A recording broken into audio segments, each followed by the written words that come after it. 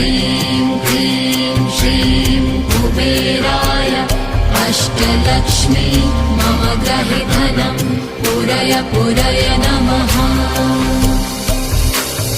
ॐ ह्रीं श्रीं क्लीं श्रीं कुबेराय अष्टलक्ष्मी मम गृहे धनं पूरय पूरय नमः। ॐ ह्रीं श्रीं क्लीं श्रीं कुबेराय अष्टलक्ष्मी मम गृहे धनं पूरय पूरय नमः।